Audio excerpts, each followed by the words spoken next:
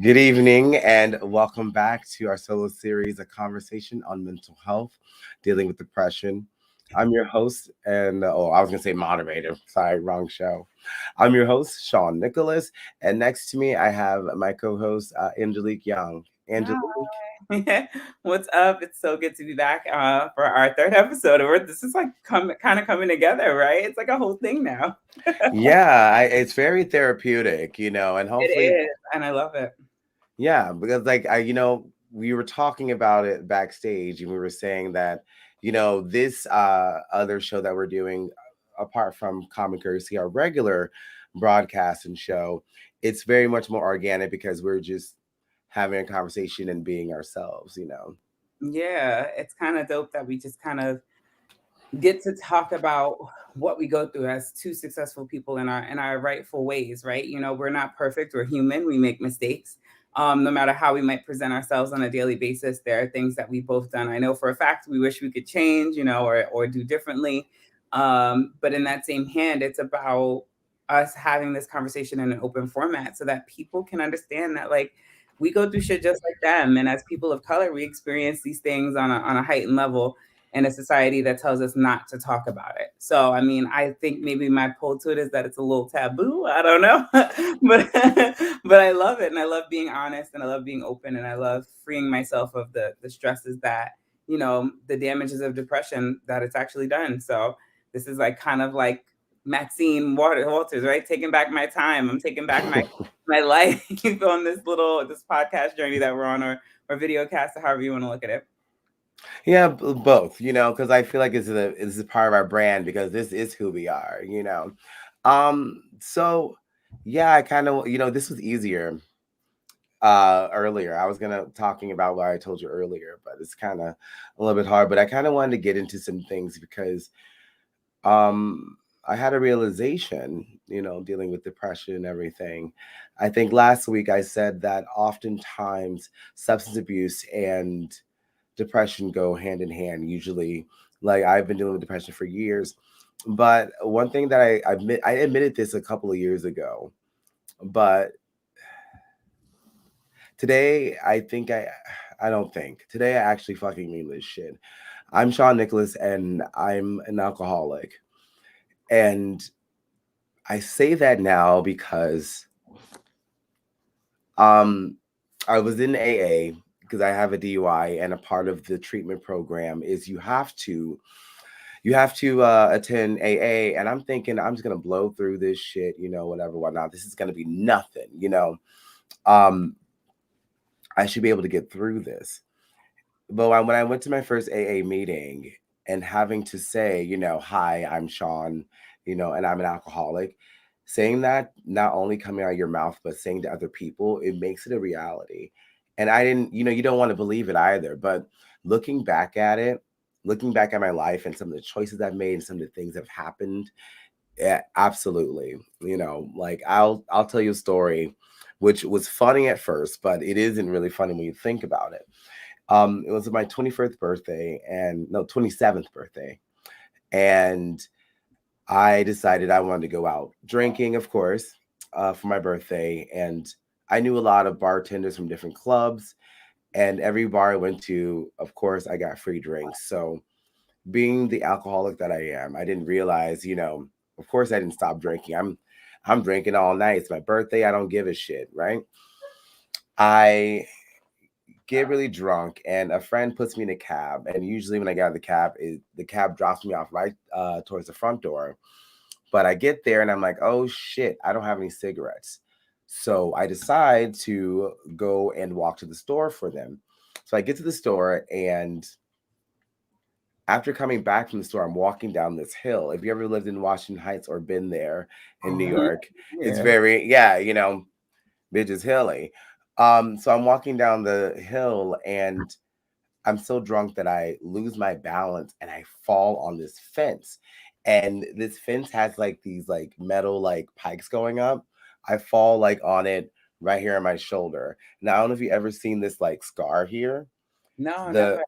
Yes, this is what happened on my 27th birthday. Is I fell, and the pipe went right through my arm. And you know, I I was so drunk I didn't feel it.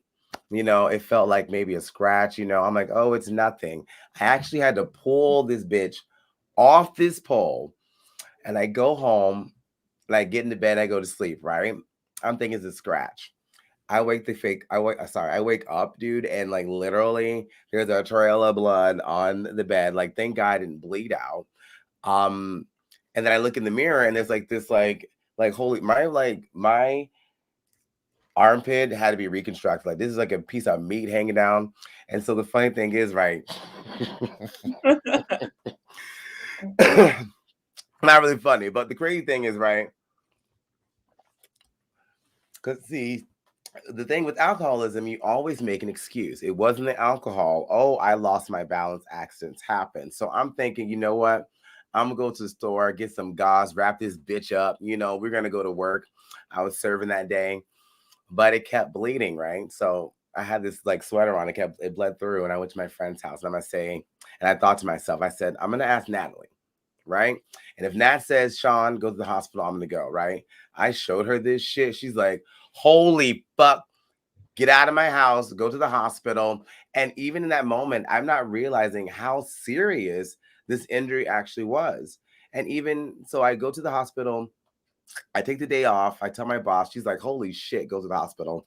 So I get there, and as they're stitching me up, I just remember this now. The doctor said, if this pole went either other direction or deeper, you would have bled out right there. And even hearing that, I Didn't didn't, it scare you, didn't, didn't it was stop you. nothing. Sorry, go ahead.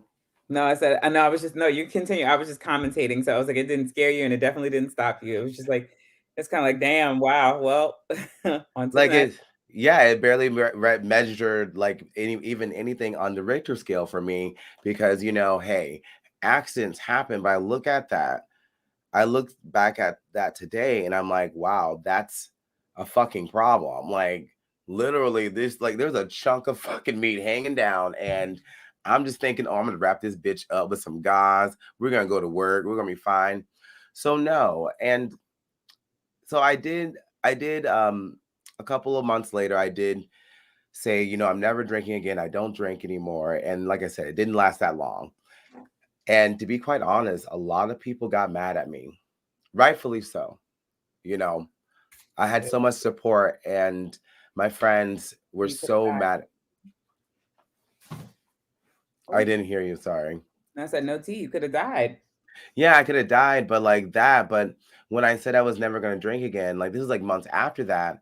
And my friends had said, congratulations. I got all the support. I've basically lied to people because I said, you know what? One's not going to hurt. And back on the merry-go-round we go. So just like, I woke up today and I was like, it's enough for me. I'm done. I'm good, you know. So it's going to be one day at a time. So pray for me.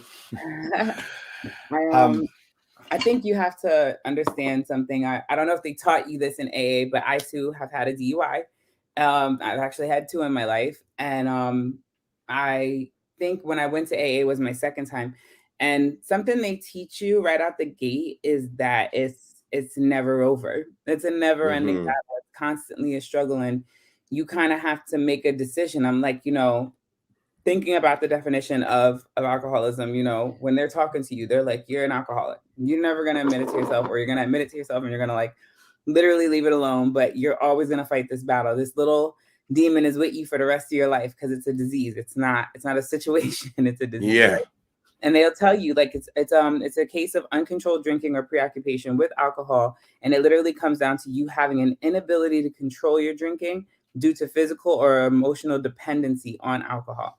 So this is where depression comes in hand. So like your inability to deal with what's going on within yourself causes you to drink, and then your drinking causes like that part of you to come out, and the more you do it, the more you detach from the situation that you need to deal with, so you literally are running from it. But something I learned in AA was you don't get, it's not like you get to put the rock down. The ball and the chain are still attached to you, but instead of a chain you have a rubber band, and you Mhm. can run as far as you want, and you can get as far as you like, and you could struggle, trudge, and you might just be lucky and have a long rubber band. But at some point in time, that rubber band is going to demand to be snapped, and you are going to have to deal with your shit in one way or another. And the reason why you're dealing with your shit now is the reason why you're in the room is because your rubber band snapped and you didn't even know you had one. And so you Right. got smacked. So now this is what we call a reality call. The question is are you going to deal with your shit or are you going to run again? And when they said that to me, I was like, Oh, that's me. That's me. I was like, excuse me? I was like, did you just outright call me an alcoholic? And I've been to a couple of different AA meetings where like I went in and the older group, they were like, this is your life. This is your life now. This don't ever think for a second that this isn't your life. The younger group was like, listen, it's hard, it's manageable, you can do it, or however you choose to do it, but it's gonna be hard regardless of how you decide to go forward. You can try to quit completely, you can try to manage it, you can try to drink here and there, you can celebrate, you can have a glass of champagne. You have to think about what's your gateway, what's your problem, right? Are you dealing with your shit or are you not? If you're not gonna deal with your shit, you're gonna end up right back here. But if you're dealing with your Absolutely. shit, you're taking the time to really handle what's really pushing you to the alcoholism, it's about that. People don't realize that depression can come thinking about how scary it is that you might not be able to pay your bills right now, thinking about how you might not make it through your current ambitions or endeavors. If you own a business or if you're trying to start something new and you're trying to goal set for something, not reaching it, that pressure that you put on yourself is enough to create depression. It's enough to be like, a failed opportunity or a missed call is like definitely something that you think to yourself, damn, I should have went this way. I should have did that. You should have, could have, would have become a weight on your chest. So you start to drink and you're like, fuck, well, whatever. Let me go drink. That always, it's a, what do they say? It's a recreational activity, right? That's how they sell Mm-hmm. it to you. Come have a drink and, let the world down for a second. Let it go. But that's not really how it is. It really does for people who don't have, who are avoiding their inner conflict. It is truly putting that shit here and like literally wrapping it. It's like tying a dog real quick to a fence. At some point in time, it's gonna get loose. You didn't secure it. You didn't think anything about it. You're not dealing with it, so it's just gonna get loose and just ruin every fucking thing. Think Mm-hmm. of what's the dog that ruined everything? Turner and Hooch, or what is it? Or no, the Beethoven? Beethoven. No. Yeah, Beethoven is one. He ruins everything. Cujo? Cujo is the evil one. That's the one that ate people and stuff. The hybrid dog. But the point is still the same. You Yeah. think you do something well, and that problem is so much smarter than you. It's so much bigger than you give it credit for. And Oh, it's yeah. just a matter of time before it catches up with you. So Like, I have I'll be questions honest. for you though. Yeah, Going go through the ahead. situation, like and having had that happen and then having this kind of light bulb moment, what was it that really made you say like I'm fully an alcoholic and I need to quit? Because like I know you said hearing it out loud helped, but there's also like there's got to be something else that like kind of made you, or I'm assuming that there's a mission to be held, right? There's something that you want to achieve from this breakup, that you're initiating with this alcoholism or with this addiction, so to speak. Well, to be quite honest, one thing, I can't do common courtesy while drinking and being an alcoholic and going out and spending all my money on alcohol. Can't do that. But the one thing that really woke me up last night it was my first AA meeting. And like I said, I was like, I'm good. Everything they said, I've said or thought of. In my treatment course, the last class, we were looking at different ways as how we excuse our drinking. I've said everything on the list, everything. You just make excuses for yourself. And then as we were having the meeting, I realized that I was hiding drinking. I'm making it like, let's say if I go to work, I Mhm. would have like those little like fireball bottles because my favorite drug of choice is fireball. Not the Fire. nip. If you ever know me in New York, I used to go $5 fireball. I love me some fireball. But I'll have like little bottles and I woke up today and I'm like, there's all these little bottles. I'm like, why the hell am I still doing this? It's like I'm a child and I'm not supposed to be doing this. And for me, it's just like, I have no self-control. So I'm kind of like, I saw myself. I saw myself in the mirror. I saw myself in the eyes of every other dude that was in AA. And like I said, I walked in there thinking, I'm not like these people. You know, I think there's a Southern conservatism thing where you feel like you're better than everyone. You're like, oh, I can't be depressed, or I can't have suicidal thoughts, or I can't be an alcoholic. That's not me. But what is an alcoholic? I think everyone's situation is different, and realizing that. So, like I said, I woke up today and I was like, you know what? Last night was my last fucking drink because I'm just kind of, I'm done. I'm not kind of done. I'm done. I'm done not being happy. I'm done. I'm not in a relationship because when you're an alcoholic, oh, you'd rather go drink than go get some dick. I was thinking about this shit. It was like today, you ever, how they say before you die or something like that, if you have a near death experience, your whole entire life flash before your eyes. Well, it's kind of like that. I'm looking at all these little moments, adding them up. And then I thought about that birthday and how I didn't really understand that I could have fucking died at 27 and no one would have known what would have happened because it was on the street at 4 o'clock in the morning, you Could have been. know. Could have woke up and you'd have been an episode on Law and Order. and and the bad thing is I would never have started this show. I would never have met you, started drag. Yeah. I can no longer blame, I was blaming some things on, my crazy ex-boyfriend. I made my choices back then. I was like, oh, well, he's an alcoholic. No, nigga, you are too, because it makes sense. You're No together. one. That's the craziest part about it. It literally takes one to know, and you know what that's. It's like looking in the mirror. They always say the person you hate the most, you hate them because you them. They're you. That person. You see yourself in them. That's why you're so nasty to them. That's why you're so mean to them. That's why you want to run away from them. You're like, oh, I would never. But the truth is that you are, and you do. It's a crazy thing. I think it's so cool to hear you say this and to have this conversation because I don't even think I told you, but I had felt this way last year around my birthday, like literally like weeks ago, and I went out with my friends and I went to go have dinner, and I really didn't want to drink, and I kind of explained that to them, and I was like, look, I just want to have dinner with you guys and then go home. Like I'm not really looking to go out. I mean, I might go out, I might not. I haven't really felt it, but I know me. I know that Yeah. I can't go out and not have a drink. I can't go out and just have one either. I don't find the why would I spend $10 on one drink? I'm trying to get lit. One drink ain't gonna get me there. At least that's what Yeah. I tell myself. But the truth is, with the right drink, sure shit could get you there, right? Hmm. Um, so like I remember saying that and being like at that night, I went home with my friend and my friend dropped me off and I was fine. And I woke up the next morning. I didn't have a hangover, but I was like, I gotta cut this shit out. Like everybody that was there last night that went out to drink with me, I was like, I kind of think I need to cut myself off from y'all because y'all are the kind of people who love to see me drunk and love to see me be a mess, but you don't love to be there to help clean me up. You Right. don't love to be there in the morning when it's time to pick my shit back up and get back to work. I always end up having to do that by myself. So I said, I'm gonna have one last hurrah. New Year's Eve is it.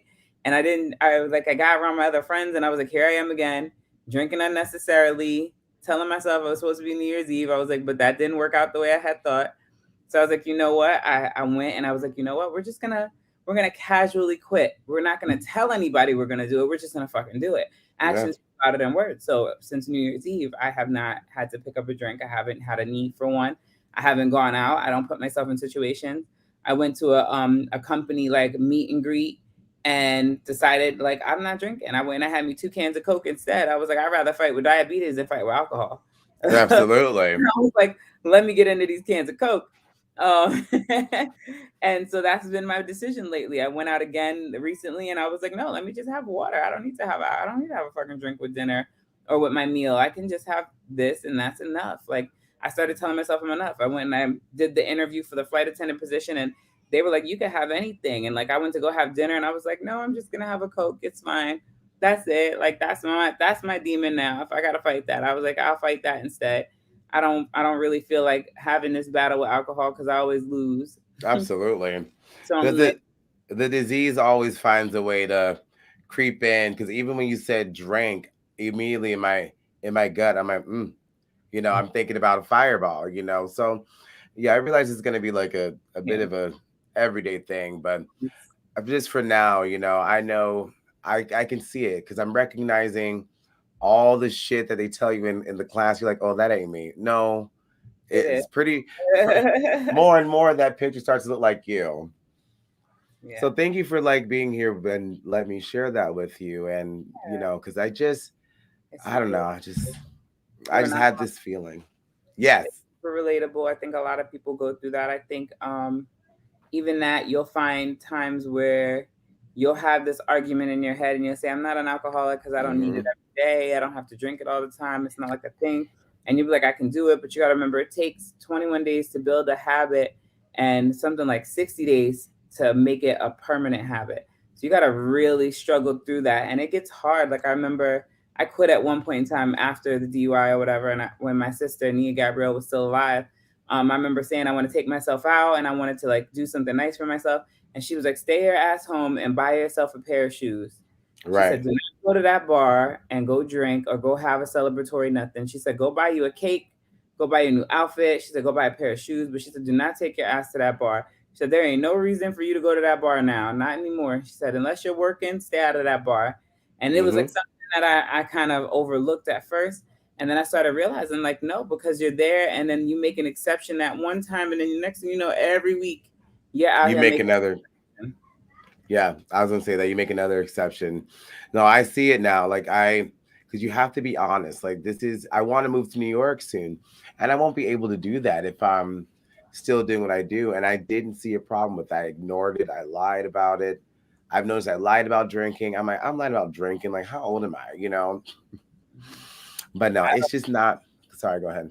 No, no, no. Yeah, I no, but it happens. You said that, and I have to realize that that's kind of how I was too. Like, I learned the rules of the game, right? So I said, I'm not an alcohol, I'm not dependent. I can go a year, I can go 2 years, I can do whatever I want with it. It's not a big deal. And then I was kind of like, I could go out and I could have 2 drinks and cut myself off. And That's I and not I true. did it. I did it. No, I did it. I Oh, you really did. did?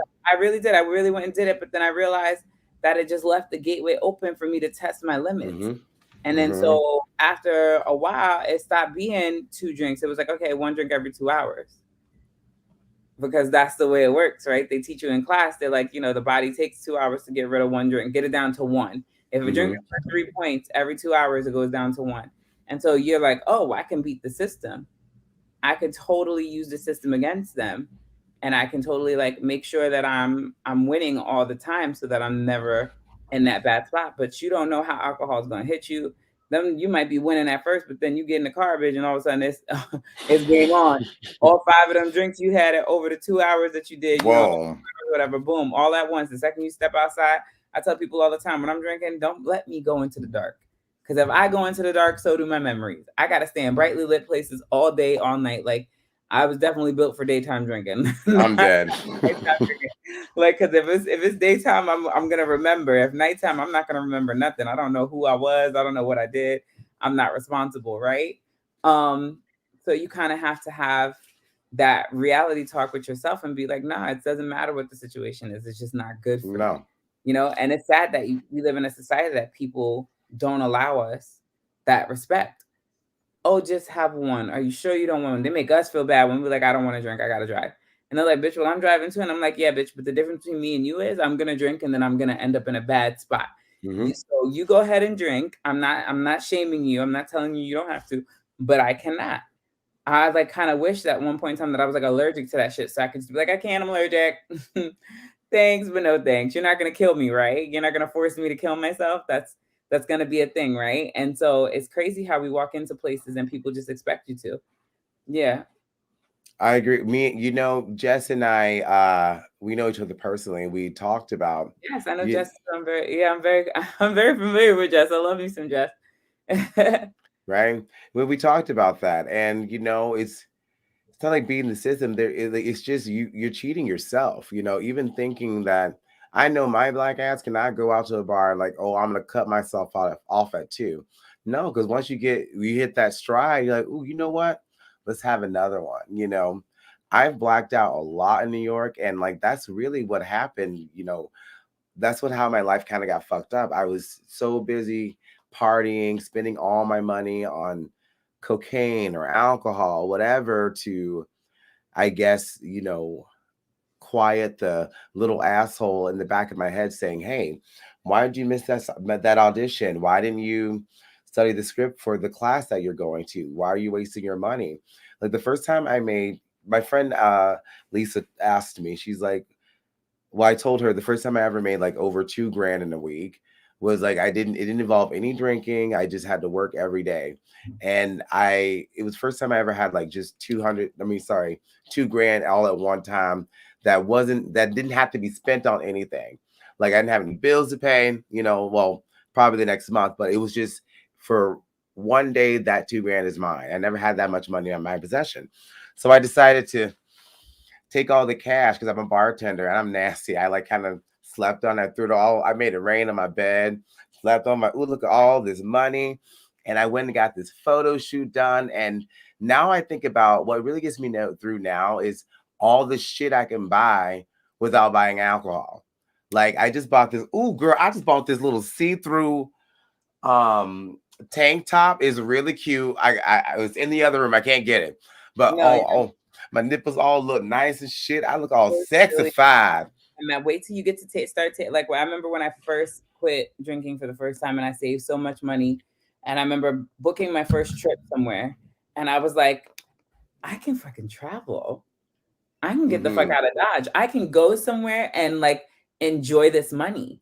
Like I don't have to go there and drink. And I'm the kind of person who I go to a hotel room and I could stay in a hotel room for a week and never leave that bitch and just order out and just relax and go hit the spa, go hit a lap or two at the pool. I don't even gotta leave the hotel. I'm that girl. So like I remember when I traveled for the first time, it was just so dope. Like I remember and I'm always thinking I'm stronger than I am, right? I'm one of those people. So I mean, I put myself in rough situations. I went to Miami, rented out my favorite hotel room, like went and stayed there and had a good time and went and walked around the day. And I drank my waters with lemon and lime. And I would order like, a Sprite with a lemon and lime in it at the bar. So it looked cute and looked like I had some, you know. Mm-hmm. I'm actually really lucky for an example. I had such great support from Southern Night and the staff there. They were fantastic, both the Tampa and the Orlando location. When I went through my first bout, I went to the bartenders at the beginning of the night and I would tell them, "Hey, listen, this shit is hard.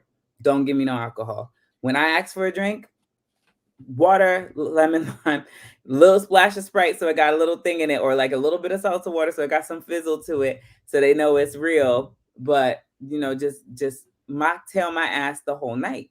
And I kid you not, they always, without a doubt, they'd be like, "Are you drinking tonight?"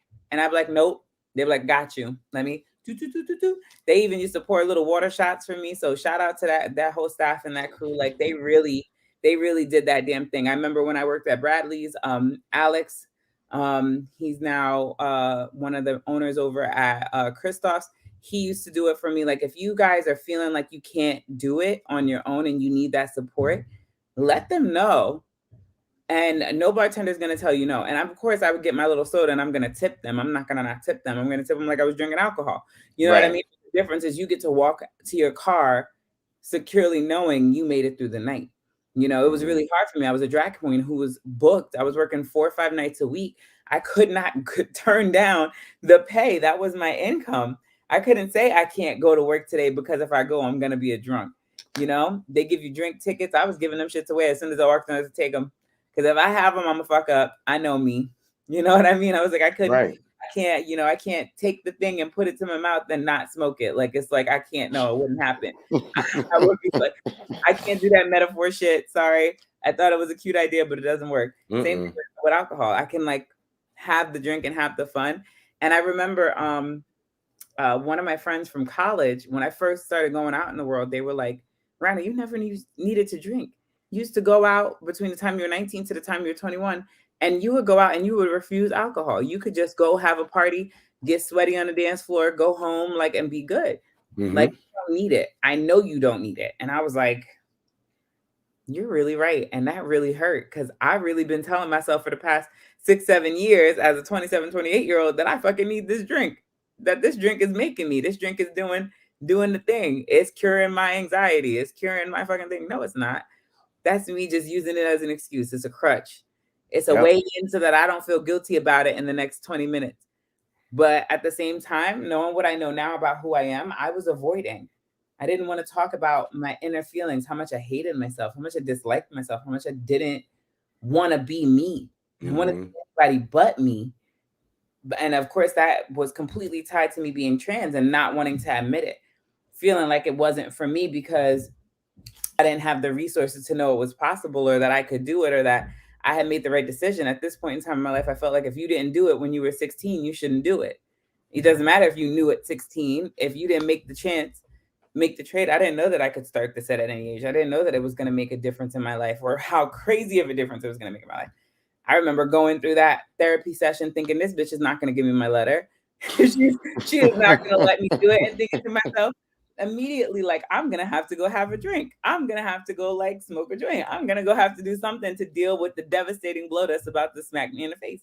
And I remember praying that night being like, God, if you just let me have this, I'll quit it all. I won't do none of it. And I've had bouts with many a different drugs. I've tried a lot of different things as a young kid. I always had this idea that you have to try everything twice to make sure you don't like it, except for heroin. I don't like needles. Like, like I did things, and I was in a party scene and I hung out with celebrities, and I was young and easily influenced. I thought I had security in the people that I was with, not realizing that those people, it's like the Hunchback of Notre Dame. You think they're cheering you on, and they are really just laughing at you. They are so excited that somebody is more messed up than you. So like it's a part of the process for you to really realize who you're around. I can't stress, like, when dealing with types of depression and types of inner feelings and emotions, you know, um, this is really, really deep right now where we're about to go, because it's not surface level. You think it's about your current situation, you think it's about your finances or your relationship or something like that, but this shit is childhood trauma. This is shit that's dredging up from all the way back from the first time you got your ass beat, or the first time your parents made you feel abandoned, or somebody left your life that you really loved and you never spoke about it. Like, you doing bad things to yourself. Self-sabotage is truly, truly, truly the biggest enemy you have is yourself. This is all how we get into alcoholism, because we find this happy kind of numbing place in drenched in that. You release your inhibitions, you turn into Natasha Bedingfield, right? Release your inhibition, feel the rain, right? You're in the club dancing, you sweating, you having the time of your life, and all those problems don't matter. And so what do? You dive deeper. You go, oh shit, this feels great. I wonder what another one's gonna feel like. Oh, let me forget everything. Let me numb the fuck out of my brain, my mind, my body, my soul, my everything.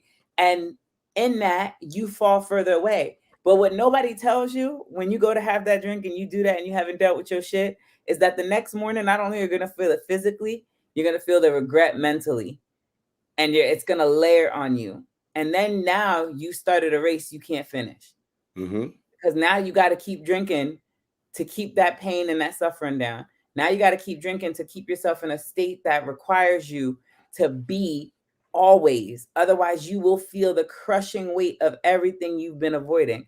Here comes the motherfucking rubber band snap. Why is it that we lie to ourselves, and it's only when we get caught do we have the realization that we fucked up? You got to fuck up so bad you put your life in danger and everybody else on the road in danger in order to realize that you fucked up. Oh, even I'll be honest. When I had the DUI, it wasn't that bad. I didn't see it as that bad. I'm like, oh, they only got me this time. I wasn't even that drunk. Of course, the fuck I was. Like, when I'm conversations you have with yourself are the worst. I swear to God, if we ever went into, what is that, Black Mirror or whatever on Netflix, if we ever went into where they had the video recordings where you could play it back and see it, I would cry every day. I'd be like, I'm a dumb bitch. I can't tell you how many times it was like, damn, I feel like Scooby-Doo. I would have gotten away with it if it wasn't for you and your damn dog too. Like, like I felt, wasn't for that damn cop. Like, if you think, but at reality, think about what you were fucking doing. You were not just you were ready to throw your life off a bridge. It's a cop out. Like, okay, I will tell you this. Like, okay, wait, so really fast. I just wanted to read Leonard's comment out loud real fast. Yeah. Before we go, I just wanted, because I thank you, Leonard, for saying that. He's a good friend of mine from my life in high school. Thank you so much. He says, it seems like depression and alcohol go hand in hand. I commend you both for talking about this battle that affects so many. And Jess says that's 100% true. Okay, so go ahead. I'm sorry, baby. No, you're good. You're good. I mean, it's just the way that it is. We avoid it at all costs. That conversation we have to have with ourselves. And I don't know why, because when I started going to therapy and I started talking about all the things that were really bothering me and really getting to the nitty gritty of it and really being like, why does this bother me? And I'm like, it really doesn't bother me. I just don't want to focus on the fact that I'm in the situation I'm in out of my own doing. Nobody ever wants to hear that they're the fucking bad guy. Not even no villain ever in any story ever goes into the story thinking and saying, I'm the fucking villain. I'm the fucking Mm-hmm. bad guy. To them, this is their way of life. This is their only option. And that's how they see it. Even the hero, you know what I mean? Because the hero is actually the villain of a villain story. If we reverse the role and change the point of view, that motherfucker's always ruining my day. He don't never want to see me happy. He don't never want to see me win. He ain't never gonna let me rob this motherfucking bank. I can't just get a meal to save my life. Like, you know what I mean? Like, if you look at it from the other side, it sounds just like us. It really does. And so you have to kind of understand that, like, that conversation is one you need to have with yourself. You got to be real. So I commend you on stepping up and saying that to yourself and saying, like, I'm not, and I got to quit. I got to stop. And it's one of the craziest things, because I just like to let everybody know that when you have that realization, everybody who sees us and hears us from now on, please do not turn inward on us. When you see us drop the ball, because it's inevitable. I was so pissed when I went to Mm-hmm. my first AA meeting and that man said, you're going to drink again. You're going to do it again. He said, you're probably going to even get another DUI. He was like, I'm going to put money on it that you're going to get one sometime in your life between now and the day you die. He's like, and that's going to happen. It's not I'm not wishing you ill will. I'm just being real with you. I listen, the piece of paper I crumbled up in my hand while he was saying that, and I was trying to be there and be there, the most elegant little woman I could be. I was like, this motherfucker. I wanted to reach across all 12 of them tables and punch him in the throat. I'm a very I'm a very spiritual person. I'm a very a superstitious woman. So like I was like, this motherfucker over here cursing me from across the room, this white old man in this little white old town. So I'm the only black person in here. And on top of that, I'm a young person. I was like, they all are coming from my throat right now. I was like, I said, this is my first time. I said, take it easy on me. Be nice. These motherfuckers had no remorse. They had no guilt. They came directly for the jugular, like what they said to me, but it always resonated with me. And I remember feeling like a failure the first time I took a drink. I remember fucking up and being like, damn, that man was right. And then I remember having a conversation with my therapist, and she was like, Ronnie, honestly, when I had my DUI, it was the end of my DUI run. And she was like, honestly, I don't feel like you're an alcoholic. She said, I feel like you're dealing with things any way you can.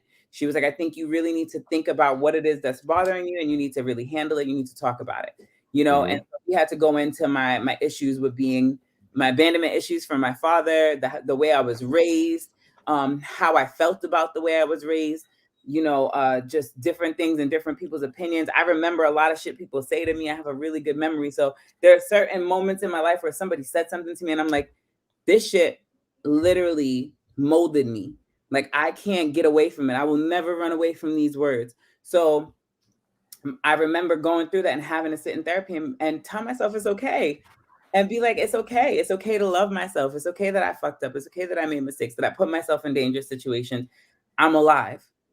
I survived. I'm a two-time sexual assault survivor, and both instances happened when I was out in a bar, and I went to therapy for it. And I'm like, is this because of me? I'm like, this is my fault, right? I decided to go to this bar and get and have a drink or two with my friends. I decided to be, celebratory and have a good night and do something good because I was making good decisions in my life. And this is the universe's way of punishing me, right? And I had to have a therapist tell me, Ronnie, you're crazy. There are evil people out there in the world. People are bad. People are innately doing bad things. These people picked you. I'm sorry that it was you, but this is not your fault. And your drinking has nothing to do with the fact that person could have put it in your Coca-Cola. They could have put it in your water. You know what I mean? It's not about that. You can't hold yourself responsible for that. You can't hold that weight. But I held it. I held that shit for, I think, what was it, like 6 years the first time? And then the second time I was like, this should happen again. I was like, I can't fucking get away from this. How do I avoid this? I was like, I'm never going to a bar again. I was like, I'm quitting my job as a fucking drag queen. I'm never going to a bar. I don't even want to see when I said at my wedding it's gonna be fucking bare as I'm fuck. dead. I said I'll let y'all smoke a blunt or have some weed brownies or something, but y'all can't drink at my wedding. I'm sorry. There will be no Hennessy pour. There will be no, but like you got to think like that's crazy for us to put that weight on ourselves. But so much happens, and think about the relationships where somebody leaves you and you blame yourself. Think about, your relationships with our parents, as Black sheep, as gay people, as people who have to struggle with identity. We are not understood, so we feel a disconnect, so we blame ourselves. This life did I didn't choose this life. This life chose me, right? Right. And so I can't break that. I cannot break that. That is not a mistake, though. That's not a problem. That is not something to shun yourself or shame yourself for. But we do it. We tell ourselves it's our fault. And if you're listening to this and you ever felt that way, it is not your fucking fault. You did nothing wrong. You were just being true to who you are. And people with small minds can't see big visions. And the vision you see for yourself is one for yourself, and you got to walk that road alone, and it is not about anybody else. Get out of the idea that you need to have 17 fucking million people hold your hands down your own road. You don't owe nobody no excuses. You don't owe nobody no fucking apologies. Live your life. Yep. Putting that weight and that blame on yourself, that's like the biggest thing I can tell anybody. If they don't like it or they don't understand it, it's not for them to understand. I could go biblical with this. I can go universal with this. I can talk about kings and queens that are actually in existence, or fairy tales. It's all based off of the same thing. When you have an idea for yourself or something that you want to be, you are not held to the trauma of your father and your mother and their parents before them. We are not the lineage of our people. We're not the lineage of the mistakes they made, nor are we the lineage of the future they held for us. They held a spot. They don't get to say how you earn your crown. They don't get to say how you build your future. You choose that. They don't have to like it, they don't have to understand it, but if it's what you want, if it's what you need to be happy, do it. Absolutely. It's funny. So like I'm just going back in my head. I'm like, there has been some times because when I first got into this treatment course, I'm like, there's no way I'm never gonna like not drink. There's no way. There's times in my life that I realized I knew way before this. Like I didn't know the word was alcoholic, but I knew way before this, like, I just don't go out and drink. Like I would stop doing that every like so often, for a couple of years. I'm not out there. But now I'm seeing like this shit is it's getting a little real. It's getting real out there. But anyways, I'm glad we had a chance to talk about this Yeah, I love this.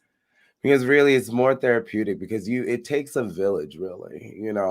And I like I said, I just look back at some things and I just like my friend, I had this friend Alyssa. This is what really upsets me because I blamed my ex-boyfriend because we got into an argument when she came to visit. It had nothing to do with this nigga. She's Mhm. no longer my friend, not because of, oh, I went to go see Scott. It's because I chose the addiction over her. Well, I chose him over her. And she told me, she's like, you know what, Shawn? She mentioned that, I was drinking a lot. And I'm like, what do you mean? Like, I drink like this in college. She's like, no, but you were drinking before we got to the bar, and then we're at the bar, and then, we're having this discussion right now. She's like, if you go to Scott's house, I will never talk to you again. And I'm thinking, she's not, she's not real. No, I have not talked to Alyssa in a couple of years. Maybe we send a text message to each other now and again, but Alyssa was my best friend. Like when I wanted to do this show, she was going to be the co-host, and I never thought I would ever not know her anymore. And yeah, I regret that decision. Things happen for a reason because now I know what it feels like to lose someone you love and they're still alive. She's Mm, still she's still here, and I reach out every now and again, but like I am so sorry that I didn't see it. I didn't see past my own bullshit to see that this person, I used to talk to her every day. She remind you know what, Angelique, Alyssa, you and her look so much like you remind me of her. The energy that you give me and the way we talk all the time. We talk a lot, and the honest discussion that we have is just like me and Alyssa. But I'll tell you what, I miss talking to Alyssa every day. We used to call each other every day. Doesn't matter. I remember she lived in Hungary and I was in New York. Every day we talked to each other, and I'm going to be working on maybe trying to repair that friendship. But I'm not going to lie, I miss Alyssa because mm. she's the one person that I used to talk to about everything. And I mean everything. I'm a hoe. So like no. I talk to her about everything. And I don't have that anymore. So like, yeah, that's when you wake up. Anywho, enough about me, guys. All right, Yeah. we're good. I Uh um I want to actually say something Go before we ahead, baby.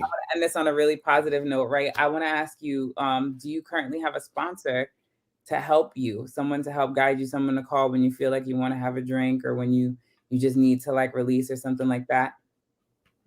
No, I just hold on. We got a comment. No, I don't. More discussions like this, please. I love that. Yeah. But I at the agree. same time, I want to offer if you would like one, I would love to help you on this journey. I think that we are a good support system, and I think that the more we have these conversations and the closer we get, I think it's important that we hold ourselves accountable. And I think I would love nothing more than to have you. I mean, you don't have to be mine, but I would love to be yours. I think that Oh, my phone is always open to you at any time, day or night. So I think that I would love to be that for you if you would have me. Yeah. I definitely want you as my sponsor. Thank you so much, Angelique. And this, you know what? And this is why things happen for a reason. Here we are. Thank you so much, Angelique. And Yeah. thank you guys for watching with us. Now, we'll be back next week with more talk on mental health and dealing with depression. But tomorrow, we are back with our regular broadcast. We have our former co host, Courtney Elizabeth. She's going to come on and talk about her story. She's, well, you know what? We'll get back to. I'll get to that. We're talking about domestic abuse. She's going to come on and share her story. We also are talking with Douglas Bernier. He is a licensed mental health counselor, and he's gonna. He actually works in domestic abuse as well and violence. And to be quite honest, he was my counselor, so I cannot wait for you guys to meet him because the things I learned from him, it's really I changed my life. Like without him, I don't think I would have realized how sick I was. So I we'll love it. I can't wait. I'm so excited. we'll see you guys tomorrow night. Thank you guys so much. See you guys. Bye.